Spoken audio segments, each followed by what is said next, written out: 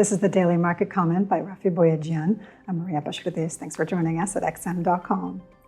Market sentiment remained broadly positive on Tuesday, but there was a greater sense of cautiousness amid worries about the earnings outlook, ongoing recession fears, and some apprehension ahead of the policy decisions by the European Central Bank and Bank of Japan.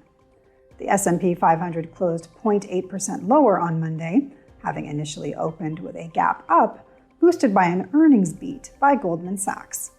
However, the optimism started to flounder after Bloomberg reported that Apple intends to slow down hiring and spending next year in some of its divisions. The spotlight today is on Netflix, which is set to report its second quarter earnings after the market close. U.S. futures were trading marginally higher as European stocks dipped at the open. There can be no doubt that this is a very delicate time for investor sentiment, as the risks just keep piling.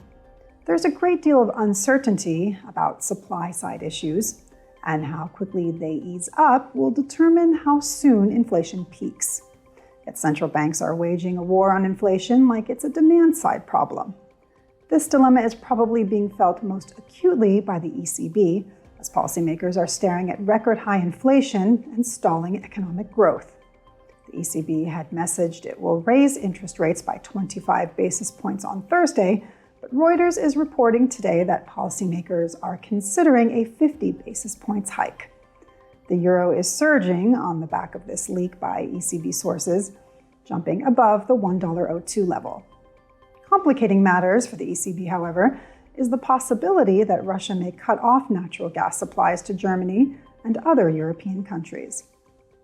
Another currency benefiting from a hawkish surprise was the Australian dollar, which rallied after the minutes of the RBA's July meeting flagged more rate increases ahead. The Aussie is close to hitting the 0.69 mark against the US dollar, and the New Zealand dollar is enjoying similar momentum. The pound, however, was up by a more moderate 0.5% following yesterday's strong gains. Nerves about the conservative leadership contest are starting to creep in amid worries that Foreign Secretary Liz Truss could make it to the final two and beat the current favorite, Rishi Sunak. However, a stronger than expected UK employment report was enough to lift sterling above $1.20. This is today's Daily Market Comment. Thanks for joining us at xm.com.